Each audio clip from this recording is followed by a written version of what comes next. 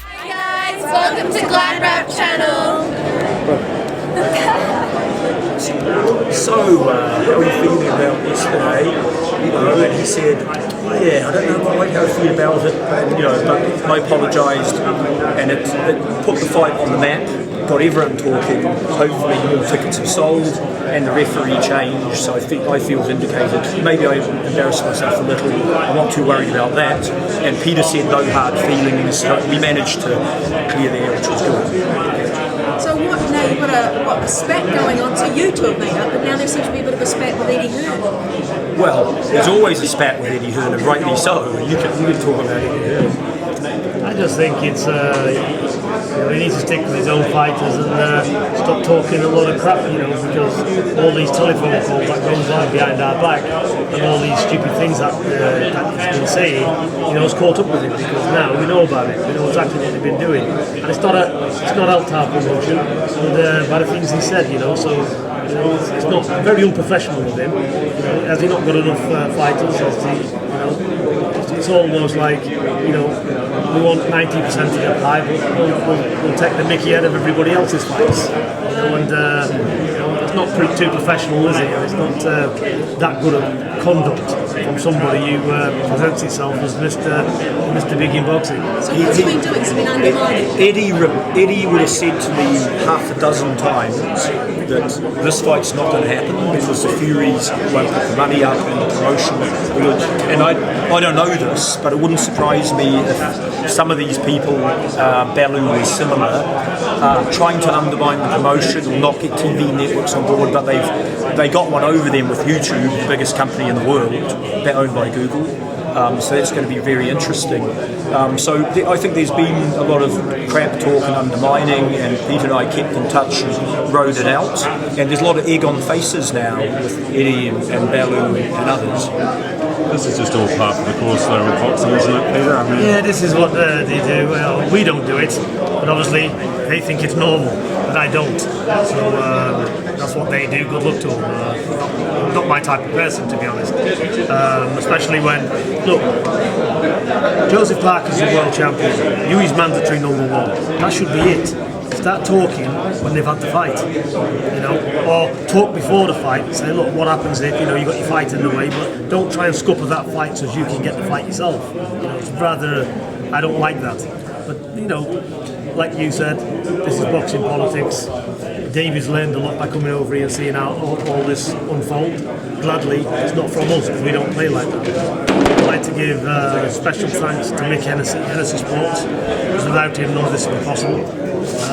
We've got a great team, and I was just saying, working with David, and when he did phone me the next morning, he said, are you alright? And I'm one of these. He can't offend me for some reason because I do like him. He just makes me laugh. So the thing wouldn't be a fair fight anyway, would it? I know he's armless in a sense of, I know his heart's in the right place, so looking out for his fighter. So I got nothing personal with him. We've had good conversations, we've argued, and he's gone, F you, I'm going to the pub. We've had an argument, so it's just what it is. It's all tongue-in-cheek stuff. I've got the best of respect for him, his team, and especially Joseph Parker. Always spoke very well of him. I met his parents at the press conference. Great people, and this is the way boxing should be. So may the best man win on that. But has the damage been done by what's been going on behind the scenes? I don't think so. What's it to do? It always happens like this. We had it over in Germany with the Klitschko's as well. Tricks get played. But we're only interested in one thing: getting in the ring and getting on to win fights. When Joseph had his world title shot against Andy Ruiz in Auckland, New Zealand, we had about 9,000 people there. This is Hughie's first world title shot. 8,000 is actually not bad. You build a fan base over time, and as you keep winning, you eventually sell out Wembley. So I think a lot of the haters aren't giving these guys a fair go.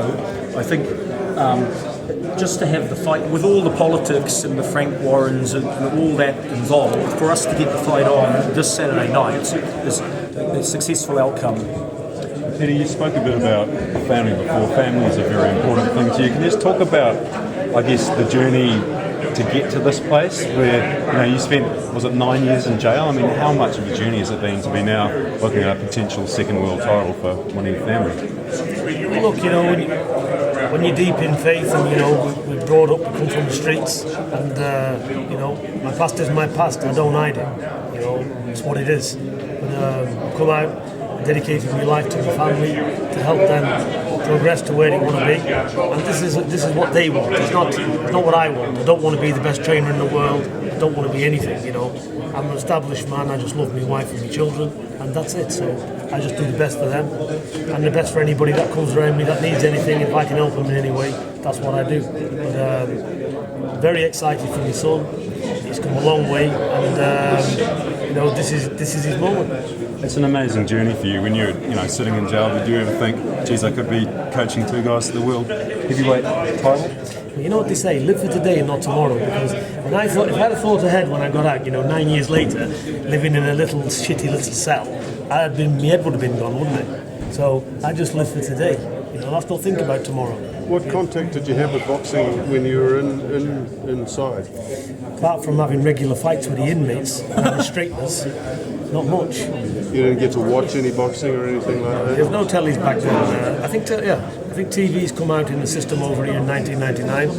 But before that, I was exceptional high risk, so I was segregated from other prisoners.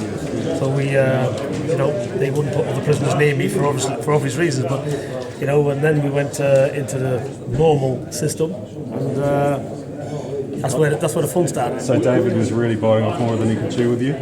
Not really, I'm a placid man, not a problem with me at all. I don't know. I believe in God. I'm not into violence and all that crap. I'm a good living person. So.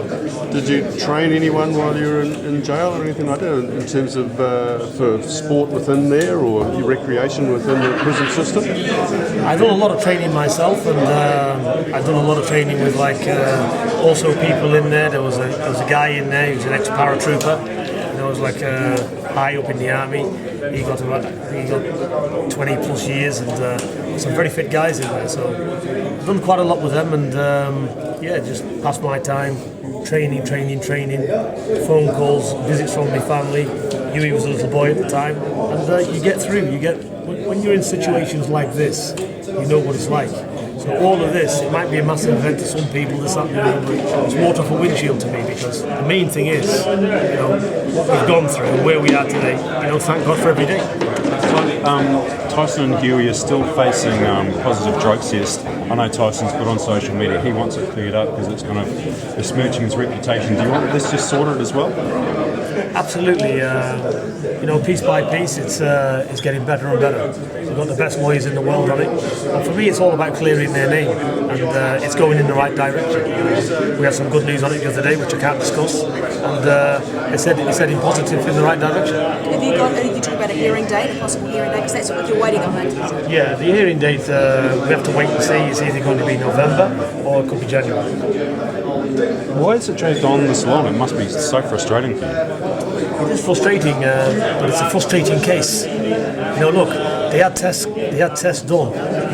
First of all, they said something, then they got the test, they sent them away to the labs, and everything come back negative. And then they said nothing to worry about. It was this was the reason why it was up.